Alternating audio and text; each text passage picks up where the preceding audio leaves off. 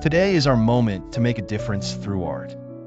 We're going to design and paint a mural that represents safety, inclusion, and our charter emotions. In groups, consider the following. What emotions should our mural convey? What images or symbols show unity and inclusion? How can we represent each classmate in some way? Some groups may draw hands of different colors. Others may include words like welcome or scenes of friendship. Let's vote on the mural that best represents us all. Remember, it's not just about what looks cool, it's about what makes people feel safe. Everyone will have a role, painting, some outlining, and some writing. When we collaborate, we create more than art, we create meaning. Our mural is finished.